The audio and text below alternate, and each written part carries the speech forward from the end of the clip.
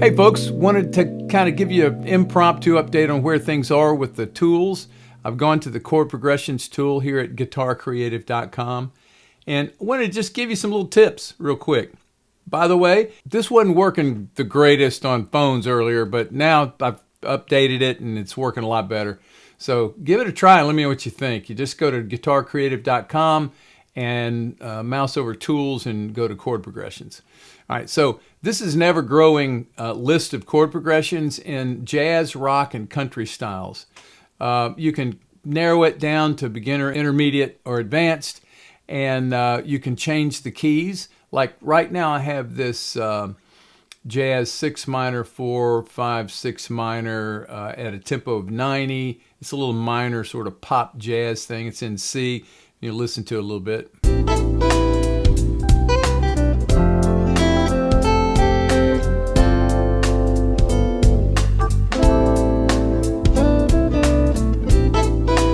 So you can see it loops back.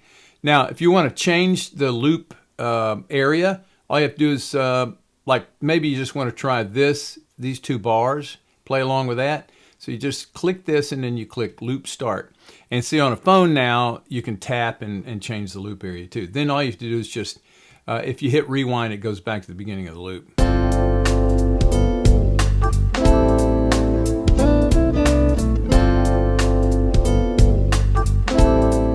So you see that, you know, as you go from one chord to another on several of these, by the way, I just have the C major scale listed there because the A minor and the F and the G sus and the G, those are all in the key of C.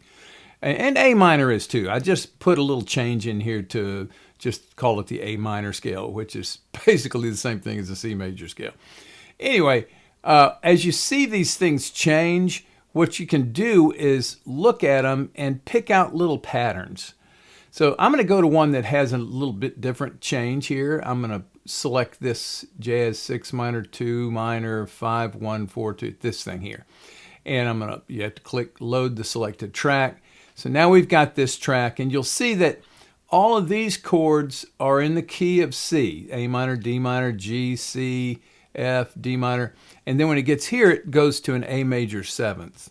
And you'll see that I switched the suggested scale to be E major scale. And that kind of gives you that little extra haunting raised fourth tone there. But what you want to do is pick out some little patterns.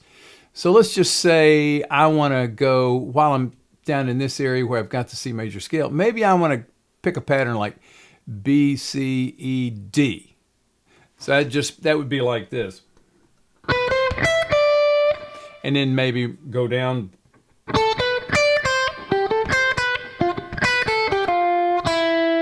So what I'm doing is finding a way to make this sort of musical.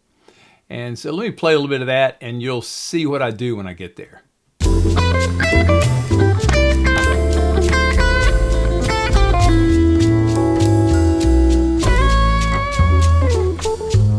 So you can see what I did there was I just used that little pattern to move down the neck. And then when you get to the A major 7, you'll see that the note I ended up on was E. And then I reached up and played this little C sharp. So let me try that again, just kind of give you an idea of what's going on there.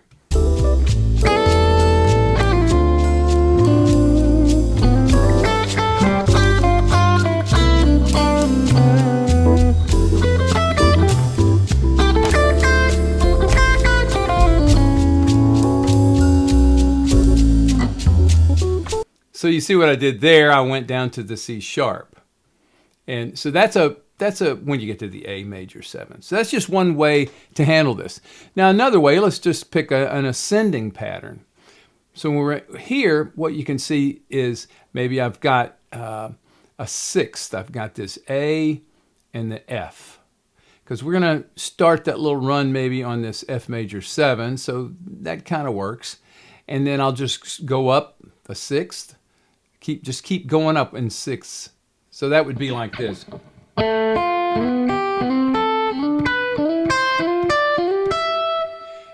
And then when I get to this A, I'll probably end up around in this area, and what I'll do is then add in the C sharp instead of a C or a G or whatever. It'd be a C sharp or a G sharp. You'll see how they shift up here.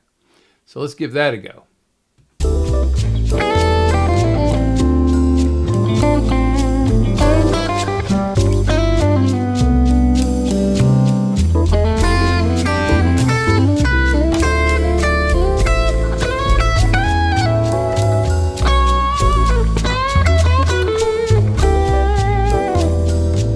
So you see, what you want to do is just get some ideas from looking at these patterns.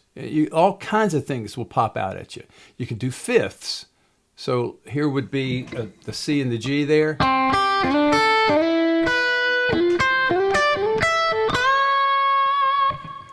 So that gives you just a way to move into the next chord change in a real confident way. Something that it really sounds like you know right where you're going. So give this a try. I'll hit one more thing. Fourths. So let's just say I've got this up here. That's this E and the A, and you see that we can just do the same thing here. We got these patterns. And I could end up down here and end up on a C sharp instead of a C. So it'd be like...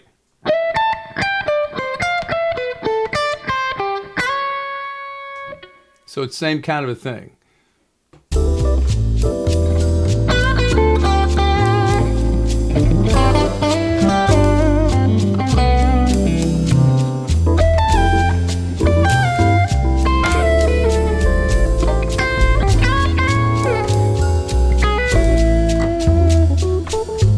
So you get the idea. Come up with some patterns, play around with it, and by being able to look at this and analyze between one chord change and another, you can use this to really come up with some cool new riffs. So I hope you enjoy this. This is it's a lot of fun. I'm going to be changing some things here, adding some things. I'll be working on a way to, instead of only using scales, be able to use arpeggios, maybe even enhance this in such a way that, if you have a user account, you can come in and establish your own scales or arpeggios that might fit over the various chords just to play around with it. And if you're a teacher, that might really be a great tool for you to have, and then be able to save those things. So that's all coming.